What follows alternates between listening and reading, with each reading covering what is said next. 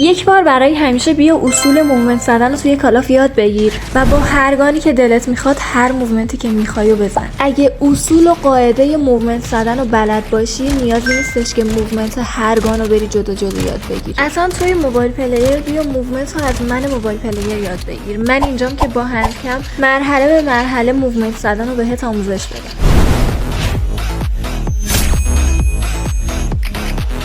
سلام بچه‌ها، چطورین؟ امیدوارم که حالتون عالی باشه. خوش اومدین به ویدیوی آموزش موومنت که مدت زیادیه که دارم قولش رو میدم، ولی خب بدقولی نمی‌کنیم. بچه‌ها لندم رو نگاه کنین، خدای اینجا فاصلش خیلی زیاد بود رسوندمش. همینطور که توی تایتل ویدیو ذکر شده بود، در کنار آموزش موومنت میخوام یه چند تا اتچمنت بذارم که به نظرم خوش موومنت ترین اتچمنتان.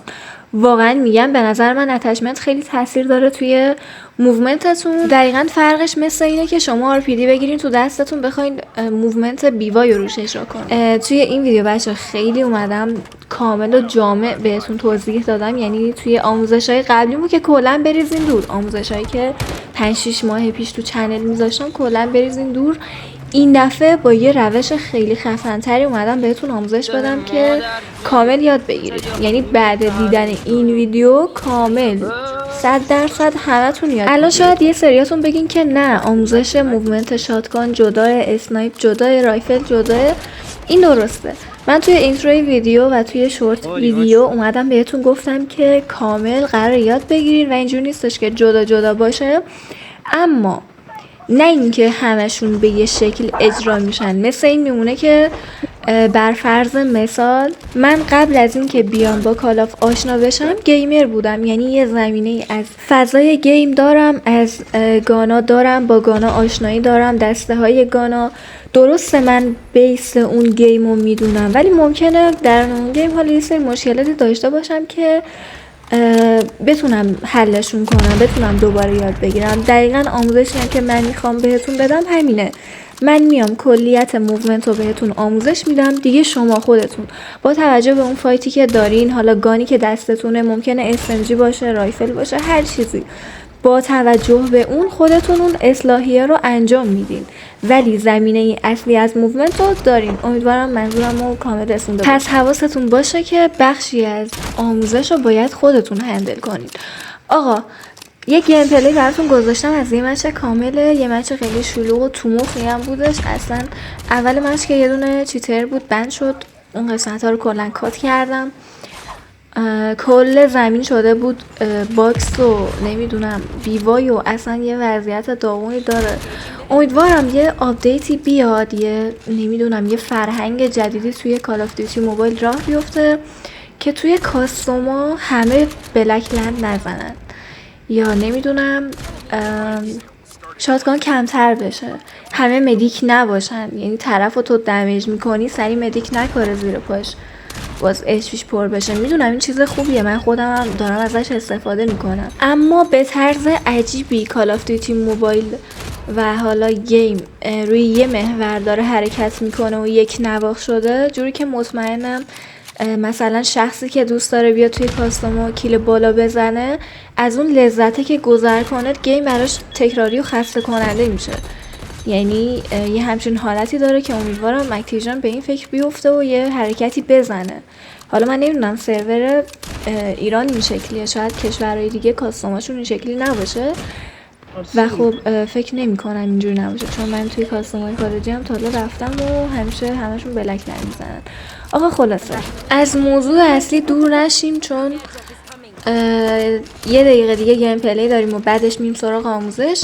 توی فایت هایی که بچه توی بلک مارکت دارم خیلی دلم میخواست که جوری باشن که بتونم از توی اونا هم یه سری نکات رو بهتون بگم راجع به موومنت، ولی خب متاسفانه فایت های بلک جوریه که نه اصول خاصی داره، نه قاعده خاصی داره، نه جوریه که بتونی ترای کنی و حالا بیشتر مغز بازی رو به کار ببری. نه اصلا این چیزا نیستش. اکثرا فایت های شاتگانه و اکثرا وان شات، اینجوری بگم بهتون که موومنت خاصی هم نداره، مگر اینکه فایتتون یه جای اوپن باشه که مثل اینجا دقیقاً که من اولی رو یه دونه کاور شات میزنم و یه دونه هیپ فایر با یه موومنت، دومی رو میفهمم شاتگان داره اول ازش فاصله میگیرم. یه شاتو که میخوره میزنم و تموم. باقی گیم پلی رو میذارم خودتون ببینین. آخرای مچه که اینجا هم یه نفر دیگر رو میزنم و بعدش هم میریم دراپگان میکشیم و تموم میشه.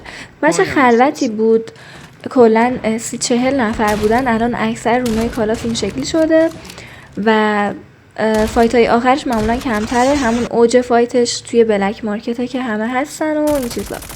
خلاصه بچه تا اینجای ویدیو رو دیدین، عشقین. لایک ویدیو یادتون نره.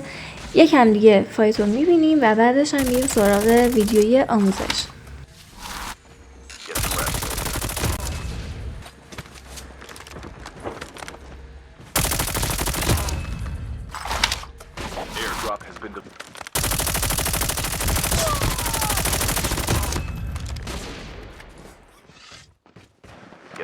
آقا فینیش بده سری باش. بچه ها این دست رو باختیم. یاره شده بیدم کسیر داره، فرار کنید. همین الان یه یاره و سمت راست شما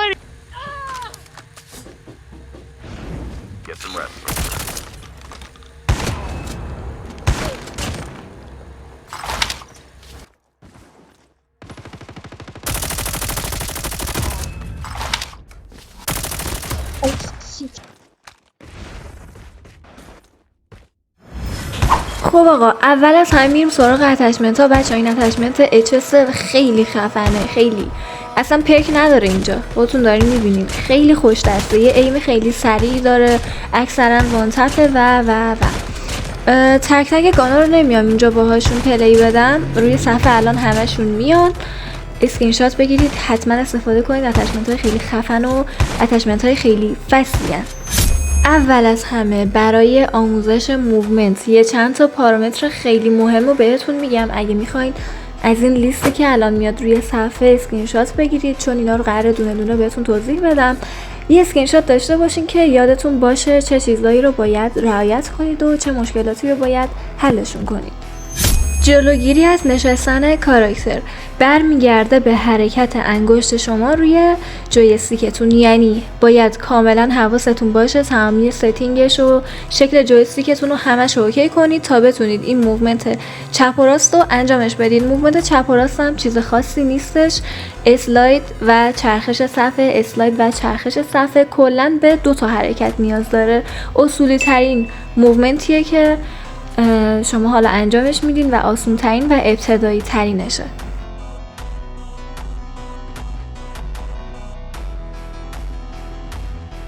مرحله دوم، بعد از اینکه مطمئن شدین که کاراکترتون نمیشینه، سنس اوکی دارید و مراحل موومنت چپ و راست رو یاد گرفتین، لابلای موومنت زدنتون سویچ میکنید. یعنی چی؟ یعنی شما موومنت چپ و راست رو میایید در حین اسلاید زدن گانتون رو سویچ میکنین و همین موومنتی که به چپ و راست میرفتی رو به سمت عقب میرید که این به سمت عقب رفتنه یعنی اسلاید بک و مهمترین و تمیزترین موومنت کال آف دیوتی موبایل. تا اینجای کار ما موومنت ابتدایی رو آموزش دیدیم. از این به بعد قراره بهش یه سری چیزا اضافه کنیم تا موومنتمون خفن تر بشه. شما بعد از اسلاید زدن، چرخش صفحه و سویچ گان میتونید ایم بگیرید که شاتای فست بزنید و بعد از ایم گرفتن قراره جامپ بزنید که این نهایت موومنت و کامل ترینشه.